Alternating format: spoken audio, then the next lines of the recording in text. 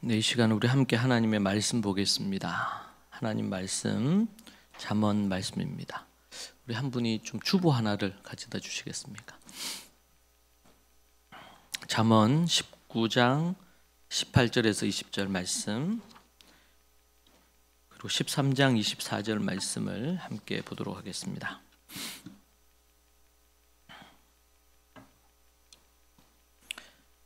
잠언 먼저 19장 18절에서 20절 말씀부터 보겠습니다. 함께 우리 합독해서 같이 읽겠습니다. 내가 내 아들에게 희망이 있은즉 그를 징계하되 죽일 마음은 두지 말지니라.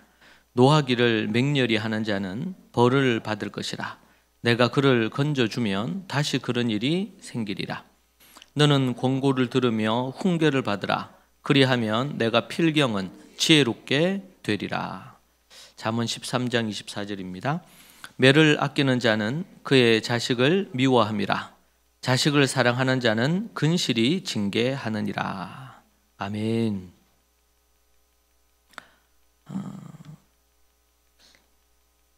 세계적인 베스트셀러 작가 중에 마크 맨슨이라는 작가가 있습니다. 그의 책에 보면 이런 글이 나오는데요.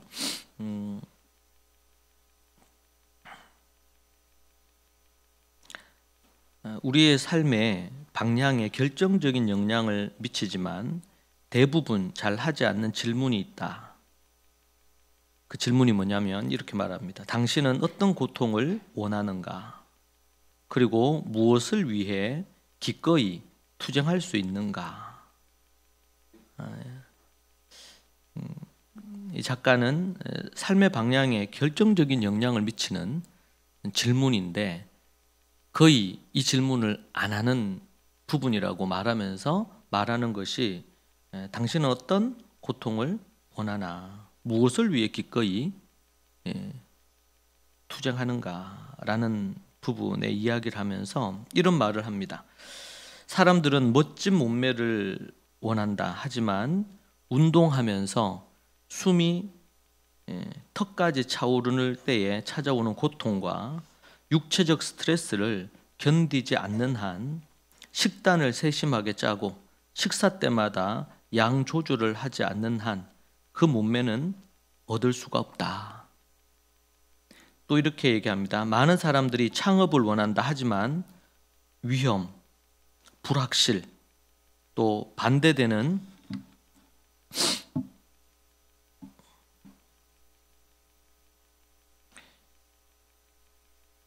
실패, 무익할지도 모르는 일에 눈을 딱 감고 바친 시간의 가치를 알지 못한다면 사업가로 성공할 수는 없다. 그렇게 이야기하는데 이런 어떤 형태의 이야기를 이어서 계속합니다. 많은 사람들이 멋진 몸을 갖기를 원하지만 숨이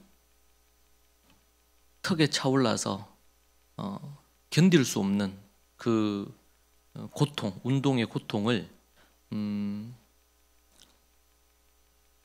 견디려 하는 사람은 잘 없다는 겁니다. 그런 말이 있죠. 왕이 되려는 자 왕관의 무게를 견뎌라. 이런 말이 있습니다. 무언가를 이렇게 하려고 할 때 그 일을 하기 위해서 우리는 꿈을 꿉니다. 아주 손흥민 선수처럼 선수가 되고 싶다. 그러면은 사람들은 결과에 환호하죠. 아, 대단하다. 어떻게 아시아 선수 중에서 그렇게 잘할 수 있느냐. 또 그리고 그런 프리미어 구단에서 그런 주장까지 하고 이렇게 할 수 있느냐. 그 결과에 사람들은 주목합니다. 그런데 실제로는 얼마나 많은 시간 견디기 어려운 그런 운동량이 있었는지 사람들은 간과합니다. 멋진 현재의 멋진 모습을 사람들은 기억합니다.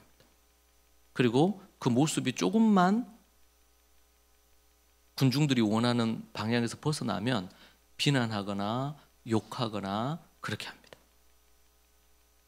18살, 17살 나이에 독일에 가서 언어도, 그리고 한번 경기에 뛰기도 어려운 그런 기회가 거의 없을 때에 그런 시련의 시간들을, 그리고 벌레들이 득실득실하게 나오는 그런 싸구려, 지금으로 얘기한다면 여관에서 생활을 하는 것이 수년의 세월이 지났죠.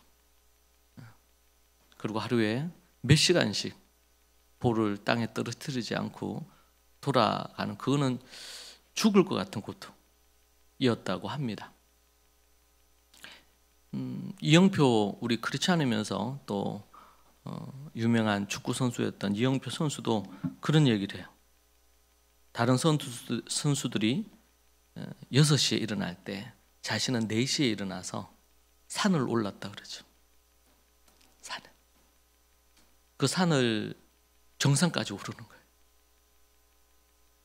그리고 하루에 줄넘기를 수천 번을 했다 그래요. 그래서 그 줄넘기 줄이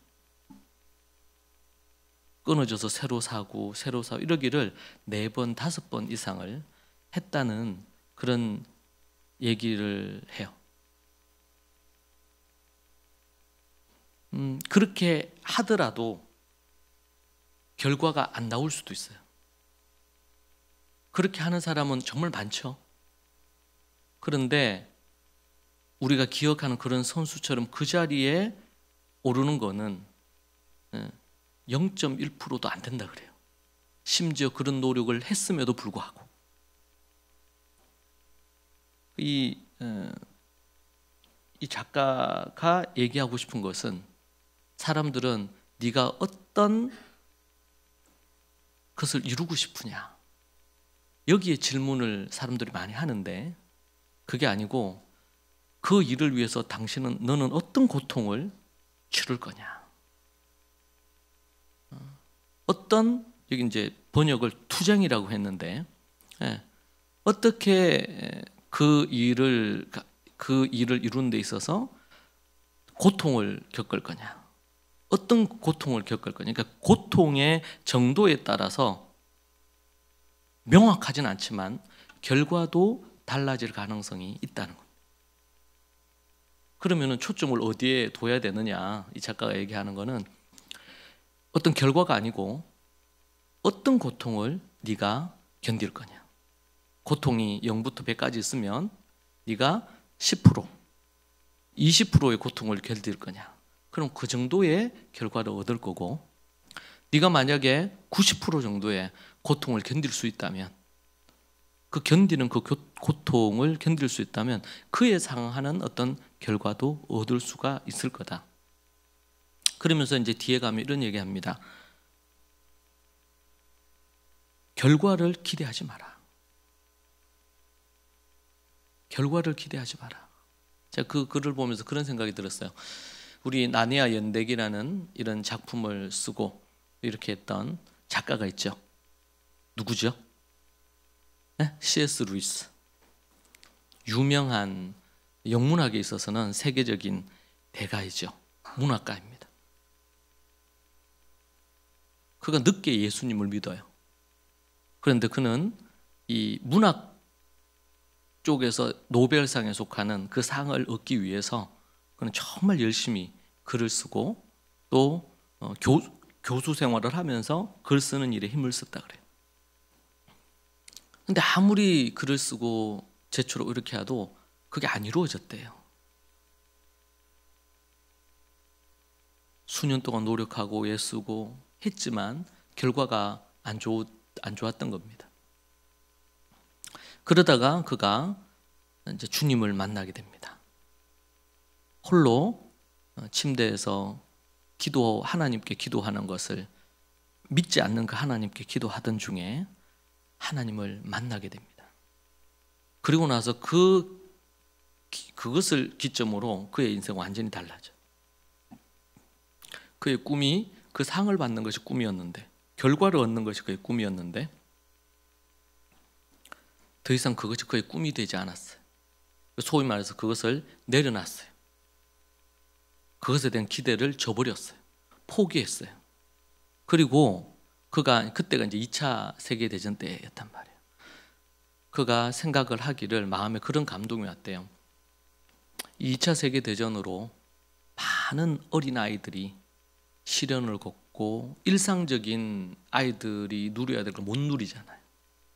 그것을 어떻게 하면 좀 누리게 해줄 수 있을까? 그래서 그가 예수님을 믿고 하나님을 아는 사람이니까 이제 글을 쓰기 시작한 거예요. 여러분, 그렇게 해서 만들어진 것이 나니아 연대기라는 작품입니다.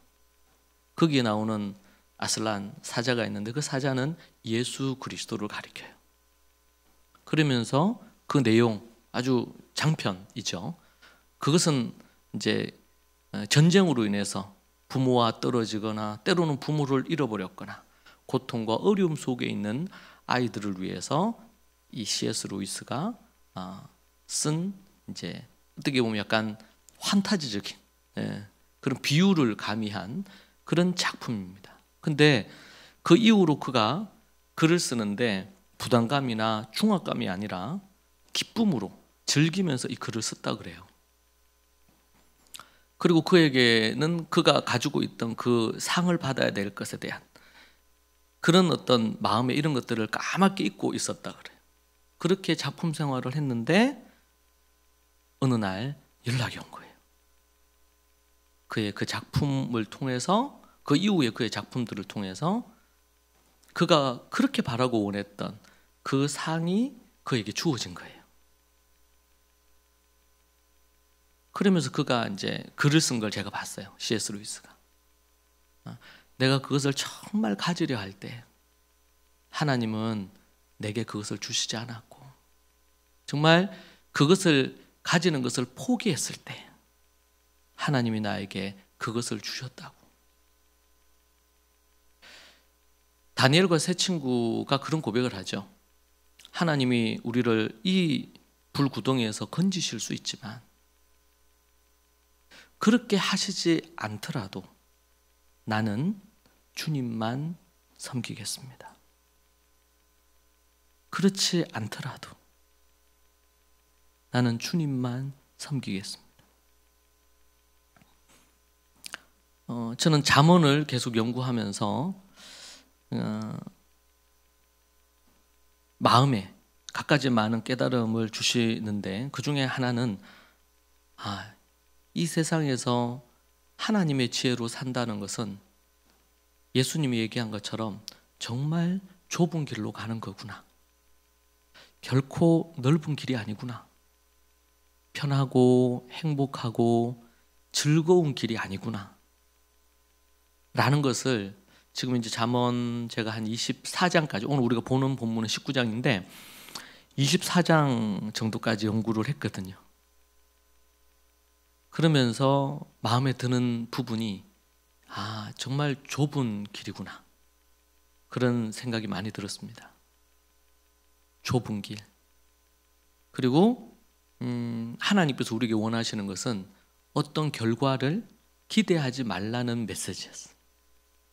그냥 옳은 길을 가라.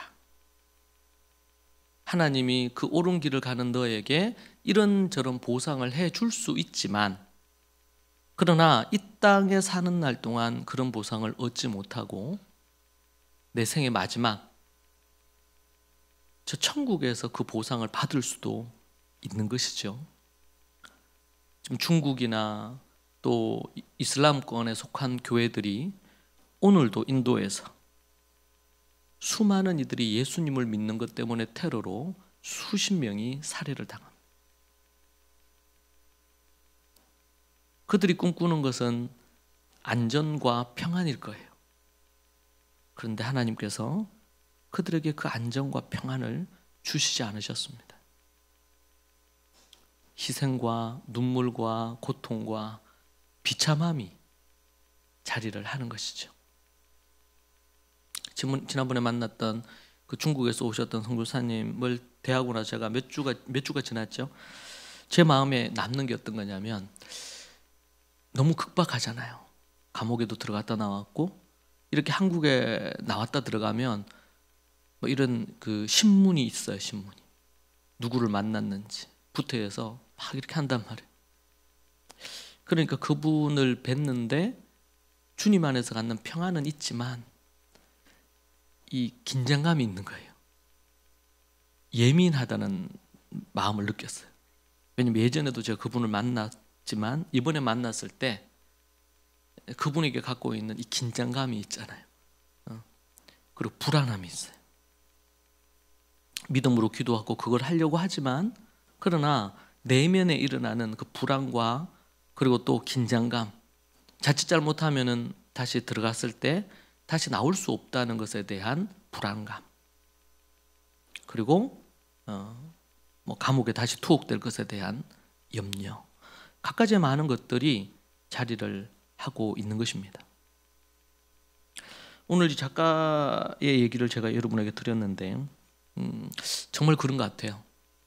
우리는 좀 결과를 마음에 많이 두고 또 어떤 자기개발서에서는 그 자기가 꿈꾸는 그것을 매일매일 외치고 매일매일 적으면서 그것이 이루어질 것을, 꿈은 반드시 이루어진다는 이런 어떤 슬로건 안에 꿈꾸며 살라고 얘기를 하잖아요. 근데 이 작가는 그 꿈보다, 그 결과보다 현재 내가 어떤 고통을 치를 건지를 생각하라는 거예요. 어떤 대가를 지불할지를 생각하라. 고통과 번역을 투쟁이라고 했는데 좀 아주 명확하게 탁 다가오는 단어는 아닌데, 우리가 투쟁이라는 단어는 한국에서는 좀 부정적인 이미지가 있으니까요. 어떤 고통을 겪을지를 생각하라는 거예요. 공부하는 학생이 공부를 해야 되는데 내가 어떤 목표의 대학, 어떤 성적 정도로 얻겠다, 여기에 이제 사로잡히게 되면 불안과 염려가 음습할 거예요. 힘들 거예요. 그리고 공부하는 과정을 즐기기란 매우 어려울 겁니다. 그때도 필요한 건 뭘까요? 어떤 고통을, 분명 공부를 한다 그러면 집중을 해야 되기 때문에 집중해야 될 것 외에는 모든 것들을 치워버려야 될 수도 있을 겁니다. 우리 크리스찬들은 또 그런 공부하면서 갖는 불안감들을 하나님 앞에 기도하면서 하나님을 의지하면서 공부를 해야 될 겁니다. 그럴 때 필요한 어떤 대가 지불, 고통의 수위를 어디까지 내가 가지고 갈 수 있느냐, 그리고 컨디션이 괜찮아야 또 좋은 어떤 학습을 할 수 있기 때문에, 그럼 내가 어떻게 좋은 컨디션을 가질 거냐? 그럼 일찍 자야 되겠죠? 일찍 일어나야 되겠죠? 규칙적인 생활을 해야 되겠죠? 이것은 망고불변의 진리입니다. 공부뿐만 아니고 어떤 일을 하더라도. 그런데 사람들은 이것의 마음을 얘기를 하면 불편해요. 공부를 한 학생들에게도 이런 것의 중요성에 대해서 얘기하면 싫어합니다. 그리고 그 자체를 즐기질 않아요. 즐기지 않고 즐긴다고 해도 좋은 결과를 얻기란 쉽지가 않아요. 왜냐하면 공부하는 학생들은 자기만 공부하는 게 아니라 전국에 있는 모든 애들이 공부하고 있으니까 즐긴다 해도 쉽게 얻기는 어렵습니다. 그런데 즐기지 않을 때는 거의 얻는 게 불가능하죠. 우리 인생의 모든 부분은 이런 부분과 유사하다고 저는 생각합니다. 오늘 우리가 보는 이 말씀도 이제 19장 이후로부터 한 20몇 장까지는 아들아, 자녀들에게 얘기하는 부분으로, 내 아들아, 이 아들이라는 말 속에는 딸들도 다 포함되겠습니다. 이렇게 부르면서 얘기하는 잠언들이 계속 나옵니다. 반복해서. 오늘 18절 보니까 네가 네 아들에게 희망이 있은즉 그를 징계하되 죽일 마음을 두지 말지니라. 징계에 대한 얘기를 하는 겁니다. 노하기를 맹렬히 하는 자는 벌을 받을 것이다. 네가 그를 건져주면 다시 그런 일이 생기리라. 너는 권고를 들으며 훈계를 받으라. 그리하면 내가 필경은 지혜롭게 되리라. 이것이 아들아 이러면서 아비의 심정으로 지금 이 잠언의 지혜자가 얘기를 하는 것입니다. 성경에서 자녀 교육을 하는 것은 우리에게 어떻게 해야 될지 우리에게 말씀해 주는 대목 중에 한 부분입니다. 자녀에게 희망이 있을 때, 이 말은 뭐냐면 어릴 때, 그래도 가르치고 훈련시켰을 때 변화가 그래도 있을 때 훈육하라는 거예요. 징계를 해라. 어릴수록 희망이 있다. 그 말입니다. 어릴 때 부지런히 훈육하고 징계를 해야 아이가 갖고 있는 천성적인 이 혈기, 또 게으름, 또 자기 원하는 대로 하려고 하는 고집, 이런 각종 많은 것들, 그리고 죄인이니까 눈에 보이는 쾌락이나 즐거움을 쫓잖아요.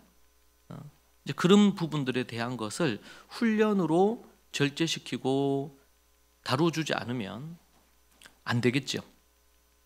희망의 때가 계속 주어지지 않을 거라는 메시지를 담고 있는 말씀입니다.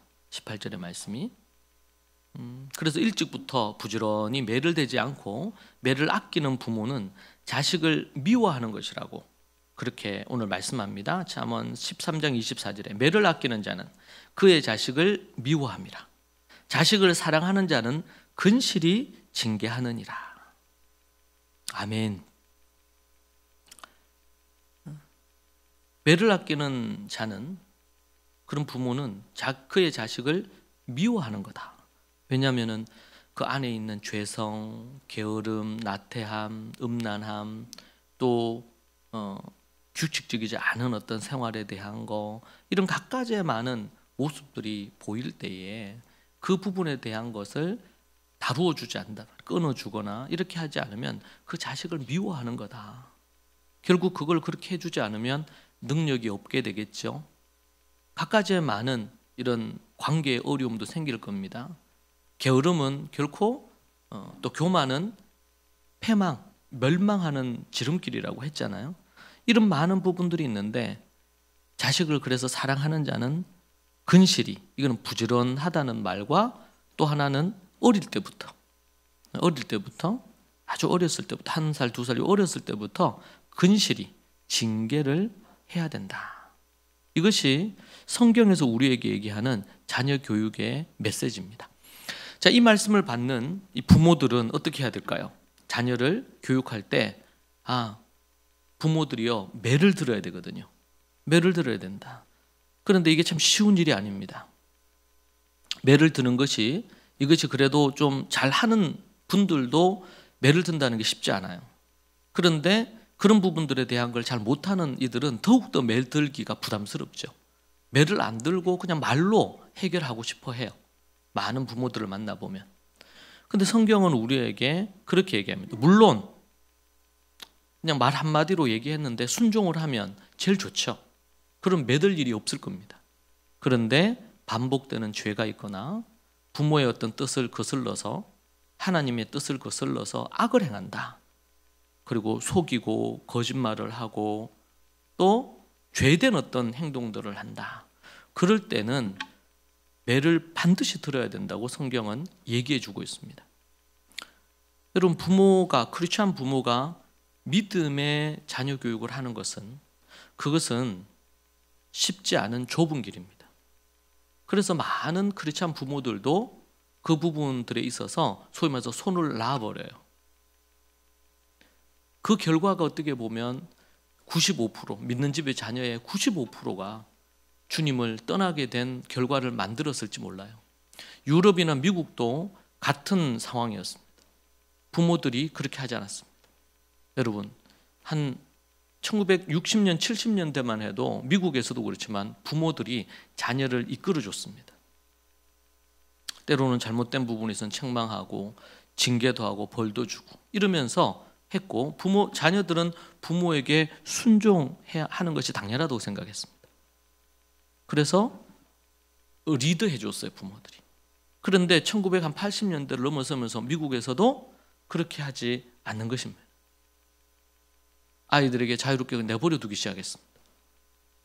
그러면서 부모가 갖고 있는 믿음도, 하나님에 대한 신앙도, 그리고 기본적인 예의 범절과 삶의 가치도 무너지기 시작한 것입니다.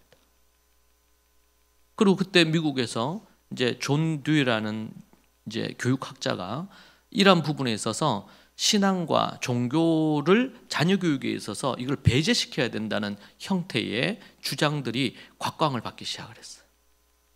그러면서 미국 전체에서 기독교 학교에서 예배가 없어졌습니다. 기도하지 못하도록 만들어버렸습니다. 이게 하나의 교육 철학으로 자리를 잡으면서 그런 문제가 만들어진 겁니다. 그러면서 그게 당연시된 겁니다. 매를 들지 않는 것이 당연시되었고 이제는 그것이 교회 안으로까지 들어가서 성경이 이렇게 얘기함에도 불구하고 성경을 대적하는 형태가 되어버린 것입니다. 그래서 매를 들면 이것은 매우 미개하거나 아니면은 아이들을 함부로 뭔가를 하는 것처럼 착각하는 이런 부분들이 있습니다. 제가 우리 부모대학에서 이것만 갖고 한 2-3시간 강의가 되어지죠. 그래서 매를 대기 전에 책망하고 훈계하고 그렇게 해도 안 될 때 반드시 매를 들고 이런 어떤 과정들이 있습니다. 그리고 매를 들 때는 이 매가 폭행이 되지 않도록 하는 기준들을 다 제시를 합니다. 그것을 따라 우아하게 매를 들어야 된다. 그 얘기를 합니다. 그러한 어떤 일련의 과정 없이 잘 자랄 수가 없습니다. 나무가 자라는데 가지치기를 제대로 안 해주면 열매를 맺을 수 없듯이 그러한 부분들이 만들어지지 않습니다. 우리는 지금 13장도 그렇지만 오늘 19장 잠언에서 계속 반복해서 나오는 것 중에 하나가 자녀 교육인데 그 자녀 교육의 매우 중요한 키가 바로 징계하는 것입니다. 부모가 어떻게 징계하느냐. 앞에서 제가 서두에서 얘기한 것처럼 사람들이 어떤 결과를 기대합니다. 우리 애가 믿음이 좋은 모습이었으면 좋겠고 순종을 잘하는 모습이었으면 좋겠고 착했으면 좋겠고 그리고 진실했으면 좋겠고 부모를 속이지 않았으면 좋겠고 뒤에서 부모 욕 안 하고 그리고 다른 사람 욕 안 하고 그랬으면 좋겠고 나중에 아이들이 커서 신앙을 버리지 않고 믿음 생활을 잘했으면 좋겠고 이런 결과가 있단 말이에요.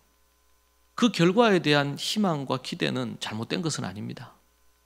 그런데 우리 앞에서 얘기한 그 작가의 관점으로 생각한다면 그것보다 더 중요한 것은 도리어 그것은 생각하지 말라는 거예요. 기도하고 기대할 수 있지만 지금 당장 손에 잡히는 현실에서는 뭐가 필요하다? 어떤 고통을 견뎌낼 거냐? 훌륭한 야구 선수가 되고 싶다. 모두가 떠난 그 자리에 1시간, 2시간, 3시간을 계속 공을 던지는 아니면은 배트를 휘두르는 연습을 해야 하는 근육이 찢어지고 고통스러운 그 하드 트레이닝을 할 거냐? 우리가 믿음으로 훈육을 한다면 그 훈육에 따르는 고통을 우리가 생각해야 됩니다. 우리 하나님께서 인류를 구원하시기 위해서 하셨던 것은 독생자 예수님을 아들 예수님을 이 땅에 보내셔서 십자가에 다시는 거였습니다. 그것은 하나님 아버지에게 철저한 고통이었어요. 그런데 우리는 그 고통을 그냥 스킵하고 뛰어넘고 어떤 결과를 자꾸 얻고 싶어 합니다. 그런데 그럴 수 있는 일은 이 땅에 단 하나도 없어요.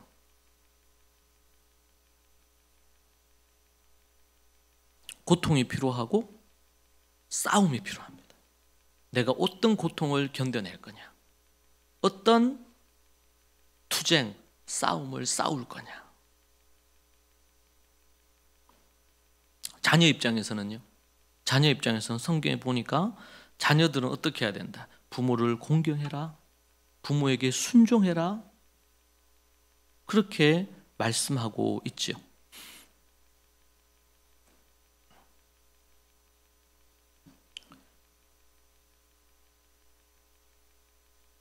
(25절) 이하에도 보면 이런 부분들이 나오는데요. 자식이 25절에 거만하다면 거만한 자를 때리라. 그리하면 어리석은 자도 지혜를 얻으리라. 명철한 자를 견책하라. 그리하면 그가 지식을 얻으리라. 아비를 구박하고 어미를 쫓아내는 자는 부끄러움을 끼치며 능욕을 부르는 자식이니라. 27절 내 아들아 지식의 말씀에서 떠나게 하는 교훈을 듣지 말지니라. 망령된 증인은 정의를 없인 여기고 악인의 입은 죄악을 삼키느니라. 심판은 거만한 자를 위하여 예비된 것이요 채찍은 어리석은 자의 등을 위하여 예비된 것이니라. 아멘.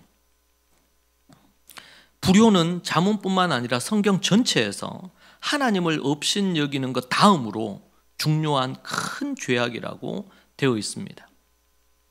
단순히 부모 말에 순종하지 않는 불효뿐만 아니라 26절처럼 아버지를 구박하고 어머니를 내쫓는 적극적인 불효까지, 불효에는 다양한 단계가 있습니다. 이에 따라 형벌의 강도도 달라집니다. 정말 하나님 앞에 불효의 끝으로 가면 부모님의 말을 듣지 않고 순종하지 않고, 그리고 그 부모님의 말씀이 하나님의 말씀에서 나온 메시지일 때 물론 주 안에서 순종해야 되죠.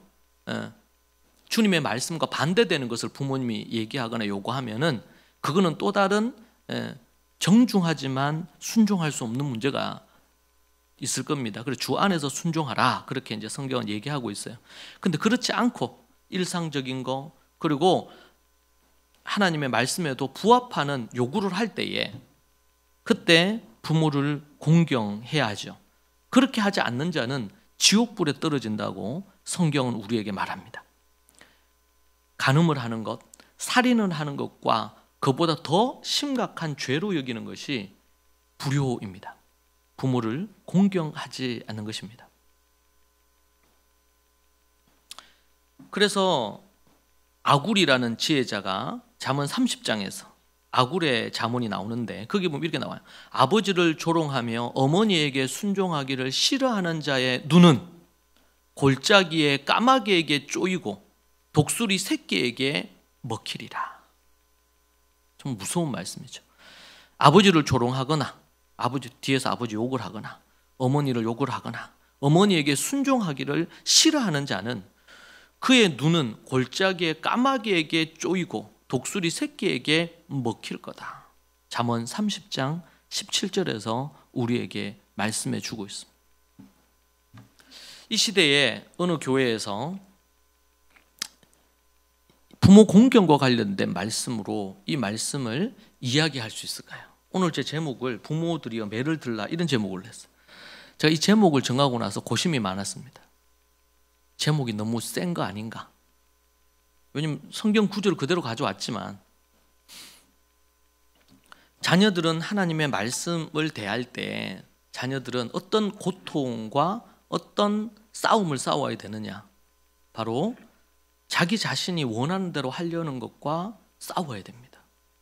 부모는 그냥 아이들을 부드럽게 그냥 대하고 오냐오냐 하고 그냥 누군가가 대신해서 내 아이를 키워줬으면 좋겠다, 이런 마음과 싸워야 되고, 그리고 하나님의 말씀의 원리를 따라 지속적으로 자녀들을 매를 들어서 징계하고 또 책망하고 권면하고 이렇게 하는 것으로 아이들을 옳은 곳으로 이끌어줘야 됩니다. 편한 곳이 아니고 좀 불편한 곳으로 이끌어야 됩니다. 게으르고 나태해도 괜찮다 이게 아니고 그렇게 하면 안 된다는 것을 가르쳐야 됩니다. 물론 한두 번 이해해 줄 수 있습니다. 그러나 뒤로 물러설 수는 없습니다. 부모가 그렇다면 자녀는 어떻게 해야 될까요? 자기가 원하는 부분들이 있지만 그것이 하나님의 말씀에 부합한 것인지를 생각하고 자기 하고 싶은 것을 포기하는 고통을 견뎌내야 됩니다. 잔소리 같지만 부모나 지도자가, 선생님이 이런저런 얘기하는 것을 듣고 거기에 자기를 깎아내고 자기를 내려놓고 포기하는 훈련을 해야 합니다. 그리고 두려움을 가져야 됩니다. 정말 아버지를, 어머니를 조롱하고 무시하고 순종하지 않을 때 잠언의 말씀처럼 하나님께서 어떻게 징계하시고 심판하실지, 까마귀에게 눈이 쪼이고 독수리에게 먹히는 이러한 두려움을 가져야 되고, 결국에는 불효하는 자들이 갈 곳은 지옥밖에 없습니다. 입술로는 예수님 믿는다 하는데 불효한다, 그러면은 그 입술의 고백을 주여 주여 한다고 천국에 들어가지 않습니다. 그 믿음이 열매로 나타나야 되고 진실해야 되니까요. 여러분, 성경에서 이 잠언, 특별히 잠언은 다른 성경도 그럴 수 있지만 매우 실제적이고 분명합니다. 무엇을 행해야 될지, 무엇을 하면 안 되는지가 분명합니다. 우리는 그러한 부분에 대한 마인드가 필요합니다. 여러분, 성경에서 이 부분에 대한 강조가 너무 많습니다. 가정에 대한 메시지가 엄청 많습니다. 왜냐하면 여러분, 이러한 교육 때문에 이스라엘이 아브라함 이후로 지금 3,500년, 예수님 이후로 2,000년의 세월이 흘렀습니다. 그런데 이스라엘 공동체는 어떻게 보면 종교 국가입니다. 하나님의 말씀을 기본으로 하는 여호와 하나님을 섬기는 종교 국가입니다. 그들에게 너무나 중요한 것은, 그들이 갖고 있는 헌법보다 더 중요한 것이 이 성경입니다. 성경. 그리고 이 성경을 해석해 놓은, 주석해 놓은 그것을 공부하는 것이 이스라엘의 초중 고등학교의 핵심입니다. 이것을 교육하는 것에 초점이 있습니다. 그러니까 이스라엘에서는 그 자식이 뭐 어떤 직업을 갖고 잘 살 거냐 말 거냐, 물론 그것도 필요한 부분이었지만 더 중요한 것은 그 자식이 말씀의 사람이 되느냐, 이 말씀을 기준으로 살아가느냐. 그래서 고등학교 졸업하고 나서도 대학을 뭐 우선해서 갈지 안 갈지, 이것도 선택적이에요. 군대는 무조건 다 갑니다. 남자든 여자든. 그런데 그들에게 우선되는 것은 하나님의 이 말씀의 기준에 그들이 분명히 서 있느냐, 하나님의 그 지혜를 따라 살 거냐. 그렇다면 앞으로 5년이 됐든 10년이 됐든 15년이 됐든 세월이 흐르는 동안 자신이 자신의 길을 찾아가겠죠. 그게 어떤 일을 하고 어떤 직업을 갖고 무슨 어떤 을 하더라도 하나님의 인도함을 받아 그걸 할 겁니다. 그런데 만약에 이 부분이 안 돼 있으면, 말씀과 지혜가 최우선이 돼서 그것이 준비되어 있지 않으면 결국에는 괜찮은 자리에 오른 것 같은데 뇌물을 받거나 간음을 하거나 또 돈의 유혹에 넘어가거나 돈을 위해 불의한 짓을 하거나 아니면은 세상의 성공을 위해 우상 숭배하거나 하나님 없이 하거나 불신 결혼을 하거나 이미 결혼 전에 음란하여 성적으로 타락하거나, 통계적으로 그렇죠. 중고등학생들 중에서도 이미 50% 이상이 이거 계속 내려갑니다. 초등학교 6학년, 5학년, 4학년 첫 경험을 한다 그래요. 근데 교회 안의 아이들도 별반 다르지 않다는 것이 이게 충격적인 통계입니다. 그러니까 믿는 집의 자녀들도 거룩과 정결을 이미 잃어버리는 거예요. 남자아이든 여자아이든 음란에 이미 빠져버리는 거죠. 그런 자녀들이 좋은 대학을 가고 좋은 직업을 갖고 이렇게 하는 부분들이 의미가 없다는 것이 성경의 메시지예요. 우리가 정말 중요한 것을, 우선해야 될 것을 우선하지 않으면 다른 모든 것을 잃어버리게 돼 있어요. 두 번째, 세 번째 중요한 것을 붙들게 되면 다른 모든 것들을, 중요한 것들을 잃어버리게 됩니다. 그래서 지혜가 제일이니 지혜를 얻으라는 거예요. 지혜가 제일이다. 하나님을 경외하면서 갖는 이 지혜가 제일이다. 그래서 지혜를 얻으라. 지혜를 가지면 다른 것들이 따라오게 돼 있는데, 지혜를 갖지 못하고 다른 돈이나 명예나 성공을 추구하다 보면 결국 인생이 망하고 하나님을 떠난다는 거예요. 지혜 안에 뭐가 있습니까? 자기 절제가 있지요. 부모 공경이 있지요. 사랑이 있지요. 배려가 있지요. 인간관계 속에 뭐예요? 다른 사람의 말을 뒤에서 하지 마라. 자문해서 얘기하잖아요. 아주 극박한 상황에서 어떤 것 때문에 재판을 해야 된다. 이럴 때에도 그 사람에 대해서 알고 있는 비밀을 입 밖에 내지 마라. 왜냐하면 그렇게 하게 되면 나중에 너의 명예가 실추된단 말이에요. 여러분, 우리에게 있어서 중요한 것은 어떤 결과나 뭐를 얻는 것보다 내가 명예를 잃어버리지 않는 거예요. 신의를 잃어버리지 않는 거예요. 그 사람 참 믿을 수 있는 사람이다. 그 사람이 그럴 사람이 아니다. 그 사람 정직한 사람이다.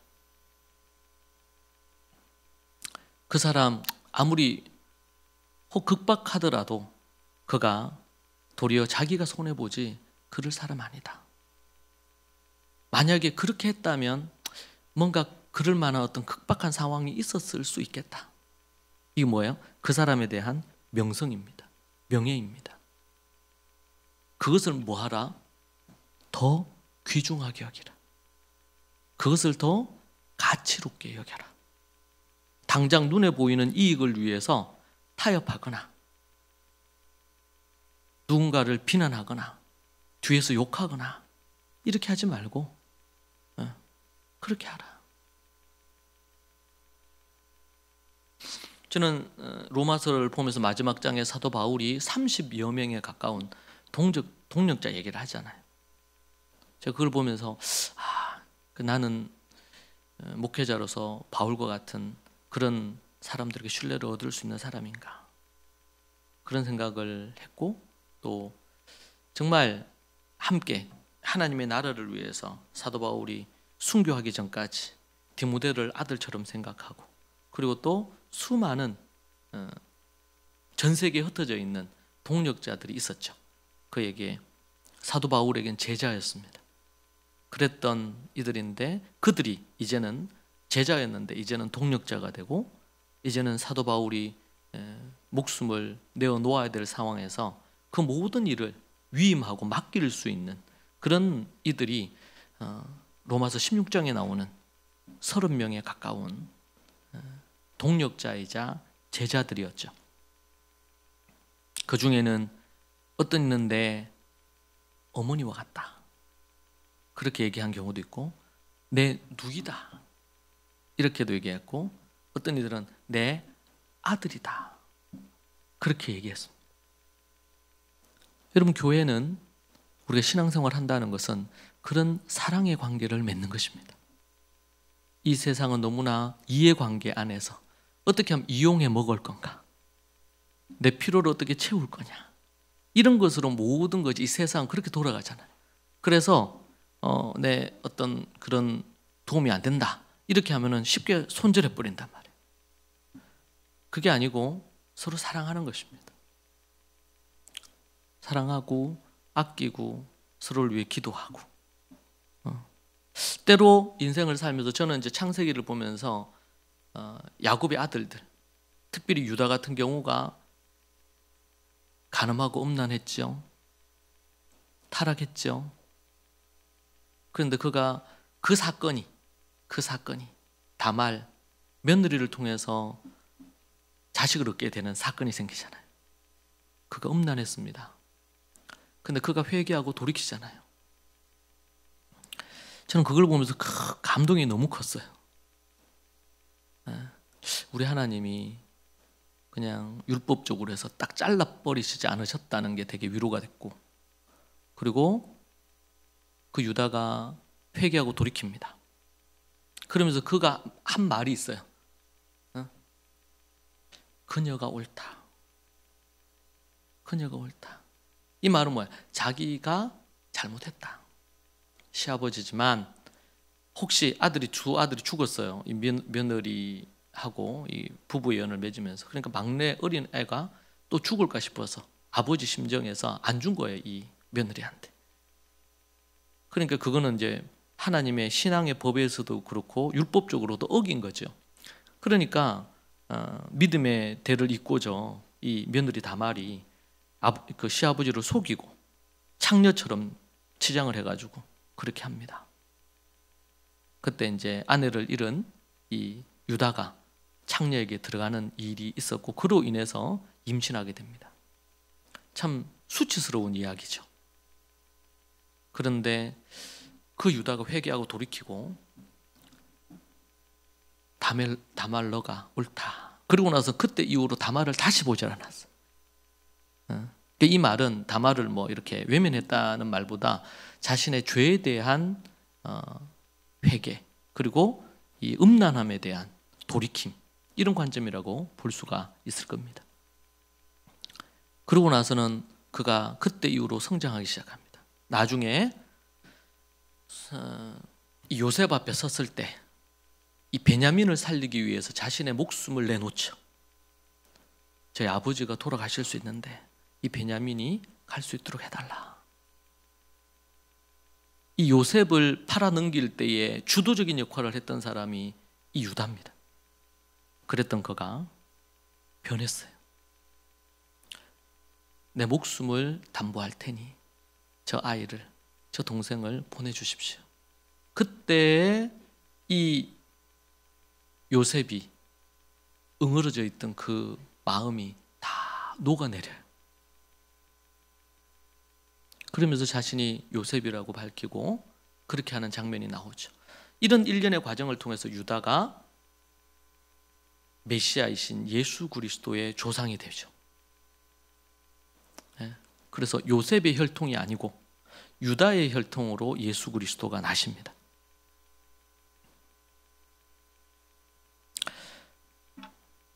하나님께서 우리에게 주시는 부분들은 참 명확합니다. 사랑하는 여러분, 우리는 자녀이자 부모이기도 합니다. 자녀들도 있고 우리는 부모도 있죠. 정말 하나님 앞에 꿈꾸고 소망하는 바가 있다면 그것을 많이 들여다보고 생각하기보다 오늘 내가 어떤 고통, 어떤 투쟁, 어떤 싸움을 싸워야 될지에 초점을 두십시오. 그렇게 한다면 그 꿈과 그 기대하는 바에 좀 더 가까워질 것입니다. 그렇지 않고 믿음으로 그걸 붙든다고 하면서 오늘 해야 될 걸 소홀히 한다. 그러면은 갈수록 그 꿈은 우리에게 멀어질 것입니다. 우리가 꿈꾸고 기대해야 될 것들, 그것이 무엇이냐? 우리에게 말씀해 줍니다. 아들들에게 얘기합니다. 노하지 말아라 19절에서, 게으르지 말아라 22절에서, 거만하지 말아라 제발 25절에서, 29절에서는 어리석은 자가 되지 말아라. 그 얘기를 합니다. 부모는 자녀에게 부지런히 이것을 가르칩니다. 이걸 말로 가르칠 수도 있고 몸소 모범을 보일 수도 있고 또 때로는 책망할 수도 있고 칭찬할 수도 있고 그리고 때로는 매를 들을 수도 있습니다.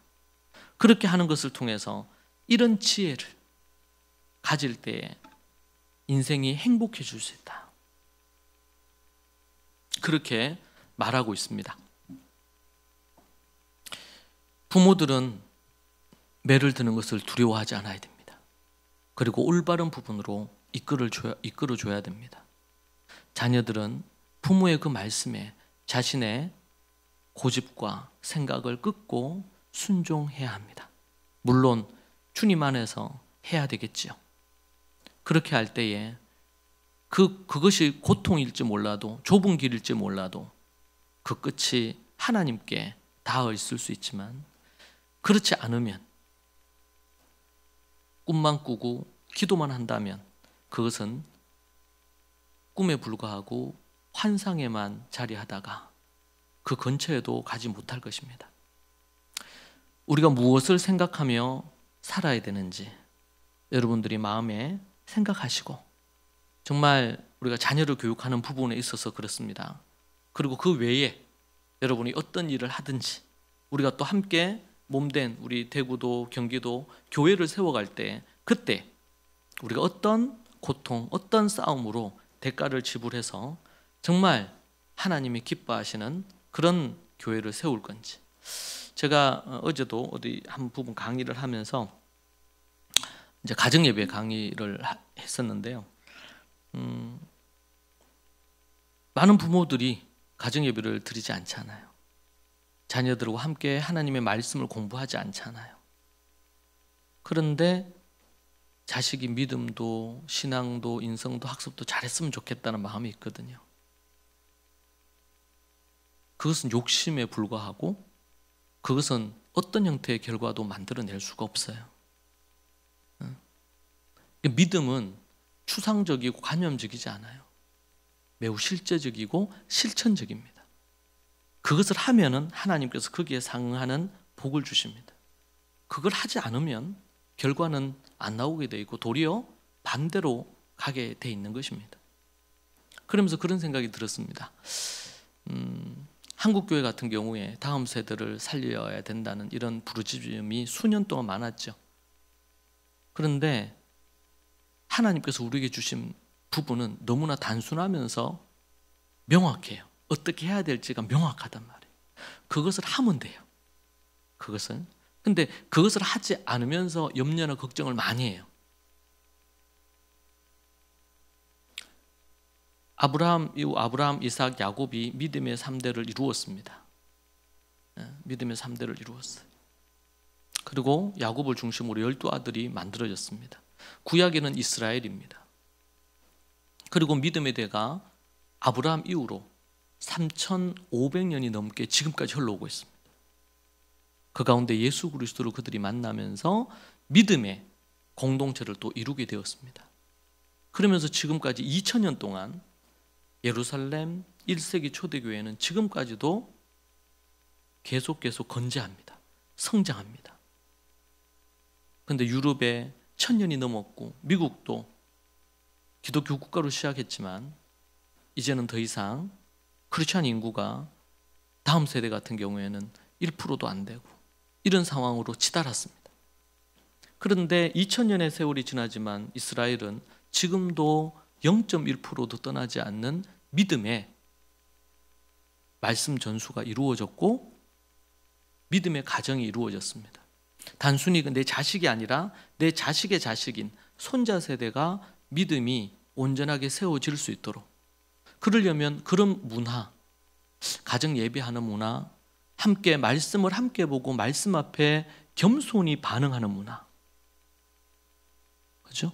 자녀가 부모에게 순종하는 문화, 게임이나 인터넷이나 갖가지 이런 것에 마음을 두기보다 하나님의 말씀을 읽고 묵상하고 연구하고 그렇게 하는 것에 마음을 그렇게 하는 문화.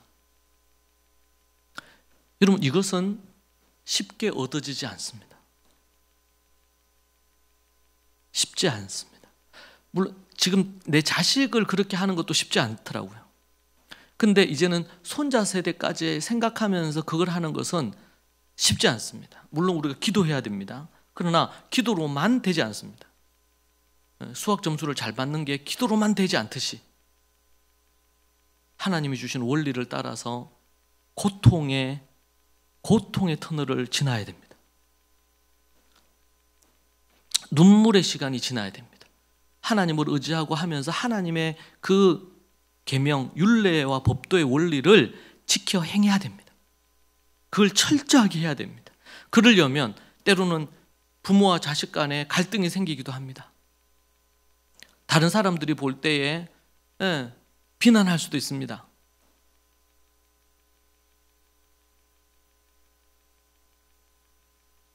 그런데 하나님께서 그런 믿음의 마을을 만들어라. 자녀 손손이 자손 대대로 믿음이 계속 이어질 수 있도록, 그러려면 쉐마 신명기 6장 말씀처럼 내 마음에 말씀을 하야하고 내 자녀에게 부지런히 샤난 새겨주고 가르치고, 그러기 위한 어떤 문화, 그런 분위기, 자녀가 부모에게 순종하는 분위기, 부모는 자녀를 사랑으로 대하고 부드러운 사랑, 딱딱한 사랑으로 대하면서 기준이 분명한 부분. 어느 집에서는 게임도 하고 뭐도 하고 이거 하는데 어느 집에서는 그걸 안 하고 그걸 주지 않고 이렇게 하는 부분에 대한 게 공존하면 그 사이에서 혼돈이 온단 말이에요. 공통된 마인드를 갖고 공통되게 하려고 해야 됩니다. 근데 그것에 자녀가 잘 따라주면 좋은데 그렇지 않을 수 있겠죠. 여기에서는 갈등이 생깁니다. 부딪힘이 생깁니다. 여러분, 이걸 투쟁 싸워야 됩니다. 때로는 설득해야 되고 얘기해야 되고 그렇게 해야 됩니다. 고통의 그 터널이 지나지 않고 단순히 자식뿐만 아니라 손자 세대까지 이게 가야 되지 않습니까? 과연 갈 수 있을 건가? 그러고 나서 보니까 아브라함이 이삭이 야곱, 야곱이 12아들 4대. 야, 대단하다. 이게 어떻게 가능했을까? 노아 할아버지가 셈, 함, 야벳, 셈, 함, 야벳이 자식을 통해 가지고. 야, 이게. 근데 우리는 1세기 초대교회에 성경의 그 부분들을 갖고 그것에 대한 이미 매뉴얼이 있다는 것을 발견했잖아요. 어떻게 해야 될지, 강보교육을 어떻게 해야 될지, 아이들 2-3살 때 어떻게 해야 될지, 초등 때 어떻게 해야 될지, 중등 때, 고등 때 어떻게 해야 될지, 이 아이들 결혼을 어떻게 시켜야 될지, 이런 거에 대한 매뉴얼이 이미 다 있습니다. 문제는 그걸 배우고 그걸 실천해야 됩니다. 이미 그게 문화로 만들어져 있으면 당연히 하는 거예요. 당연히. 제가 우리 하역 캠프를 하다 보면요, 뭐 그 부분을 전혀 안 하던 애들 와요. 그리고 어머니가 집에서 애하고 막 씨름해요. 말씀 암송하죠. 그러니까 암송이라고 얘기하죠. 그렇게 해서 애를 어떻게 해서 우리 하역 캠프 보냈어요. 근데 하역 캠프 오니까 걔가 그냥 교회에 있을 때는요, 아무도 하야를 안, 암송을 안 하는데 왜 내만 해야 되느냐? 왜 부모님하고 같이 앉아서 예배를 왜 드려야 되느냐? 애들하고 놀고 싶은데. 다른 애들 다 핸드폰 가지고 게임도 하고 자기 할 거 다 하고 막 다 하는데 나는 왜 핸드폰 안 주느냐? 다른 애들은 다 이런 게임 저런 게임 다 하는데 왜 나는 게임을 하면 안 되느냐?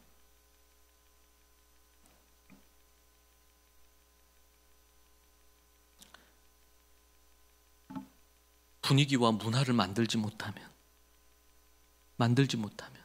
그러니까 각 가정들이 그런 문화를 만들지 못하면 그 일을 위해 뭐 우리 유니스 학교에서도 아니면 교회에서도 이런저런 방향을 얘기하고 훈련 과정들을 만들고 훈련하고 하죠. 그러니까 부모의 역량 따라 이게 다 다를 수 있습니다.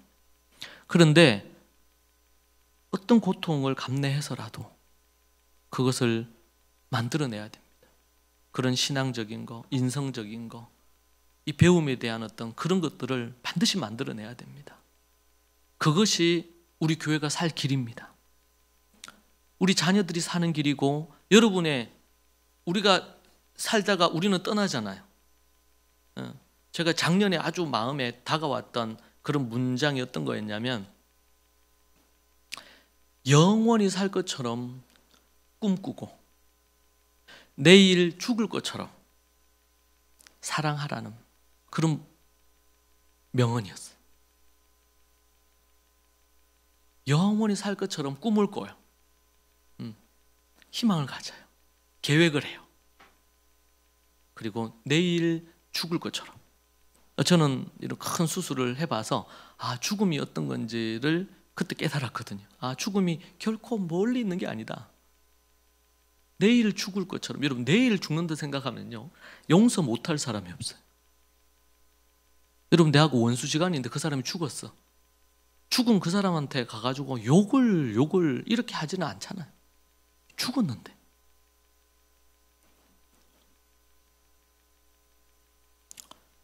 여러분, 우리가 영원히 살 것처럼 꿈꿔야 될 게 뭐냐면, 그런 1세기 초대교회처럼 세워지는 내 자녀들, 내 자손들이 머무를 수 있는, 안전하게 머무를 수 있는 교회와 학교를 우리가 제대로 세우느냐, 그런 가정을 제대로 세우느냐. 그래서 우리 손자 세대들도 정말 하나님의 말씀 안에서, 그런 공동체 분위기 안에서 말씀이 중심이 되는, 그래서 믿음 생활을 하는, 또 하나님의 말씀과 신앙과 인성적인 것을 계속 터치할 수 있는 그런 가정과 학교의 영적인 분위기와 문화를 만들 것이냐. 우리가 정말 애쓰고 수고하지만 그것이 멀리 느껴질 때 있습니다. 이스라엘이 애굽에서 100년 가까이를 기도했죠. 그럼에도 불구하고 모세 같은 지도자가 나타나는 것은 세월이 많이 지나서 아닙니까? 하나님의 때를 우리는 알 수는 없어요. 그래서 너무 불안해하지 마세요. 애쓰고 수고했는데 결과가 생각처럼 나오지 않는다고 불안해하지 마세요. 이삭도 자식을 낳았는데 에서 같은 모습들이 있을 수도 있어요. 아니, 유다처럼 나중에 회개하고 돌이키는 경우도 있을 수 있어요. 우리 믿음의 가정들 중에서 자녀가 그러지 한 명도 그러지 않기를 원하지만 주님을 떠나는 가정, 자녀가 있을 수도 있겠죠. 그때 하나님 앞에 기도하고 하나님만 바라보고 가세요. 그러나 우리가 그런 문화를 만들어야 돼요. 그런 문화를. 순종하는 문화. 그리고 부모가 정말 아이들을 함부로 대하기보다는 부드러운 사랑과 딱딱한 사랑을 균형 있게 해서 자녀를 이끌어 줄 수 있는 문화.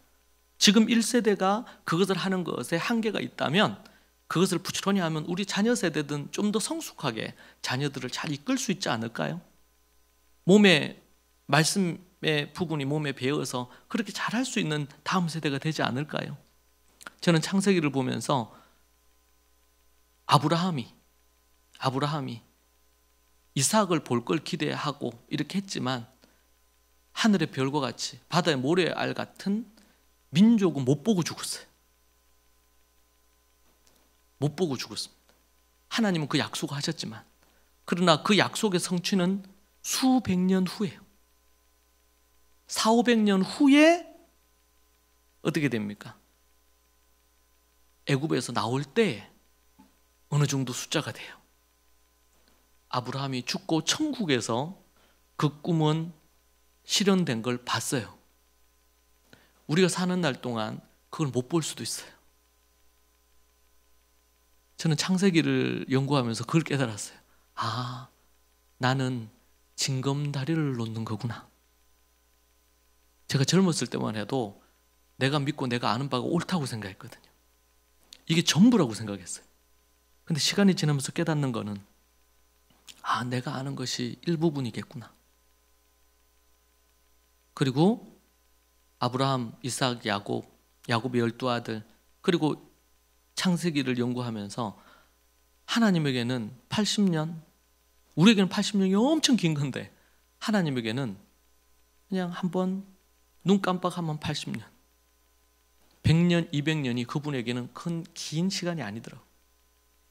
분명한 것은 하나님은 하나님의 시간에, 하나님의 때에, 하나님의 계획을 갖고 반드시 그 일을 이루시는데, 그 일에 우리가 필요한 도구로 쓰이느냐, 거기에 순종하고 하나님이 기뻐하시는 도구로 내가 쓰임 받느냐, 그렇지 않느냐의 문제일 뿐, 하나님은 하나님의 그 뜻을 이루어 가시는 줄로 믿습니다. 사랑하는 우리 믿음의 귀한 성도 여러분, 우리 모두 정말 하나님의 그 말씀의 뜻이면 포기하지 않고 믿음의 꿈을 갖되 당장 봐야 될 것은 어떤 고통을 내가 오늘 견뎌낼 거냐, 어떤 싸움을 오늘 내가 잘 싸워서 믿음으로 이겨낼 거냐, 거기에 집중하는 여러분 되시면 좋겠습니다. 기도하겠습니다.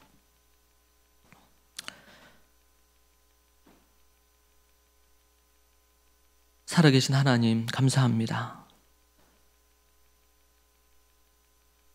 우리가 참 부족한데, 부족한 우리들, 또 죄 많은 우리들, 약한 우리들, 세상에서 뛰어나고 자기 관리도 잘하고 멋지고 실력 있는 자들이 아니라 부족하고 흠 많고 약하고 잘 못하는 우리를 불러주시고 자녀 삼아 주셔서 참 감사합니다. 우리가 겸손히 하나님의 뜻을 쫓게 하여 주옵소서. 아버지 하나님께서 도우셔서 우리 부모들 모두 다 하나님의 뜻을, 하나님의 계명과 지혜를 쫓아 믿음으로 훈계하고 매를 드는 것을 두려워하지 아니하고 믿음으로 매를 들게 하여 주시고, 사랑하는 믿음의 귀한 자녀들 하나님 앞에 자신의 뜻을 내려놓고 순종하는, 그리하여 함께 더불어 부모와 자녀가 한 마음 한 뜻이 되어 하나님의 뜻을 이루는 우리 귀중한 믿음의 좋은 가족들이 다 되게 주님 도와주시옵소서. 좁은 길을 갈 때마다 때로 힘들고 어렵지만 포기하지 않게 하시고 오직 주만 바라며 나아가게 하여 주시옵소서. 아버지 하나님께서 이 땅에 1세기 그 초대교회에 아름다운 모습의 교회가 세워지고 자자손손 그 문화와 그 아름다운 모습을 이어가는 그러한 우리 다음 세대들 되게 하여 주옵소서. 예수님 이름으로 기도합니다. 아멘.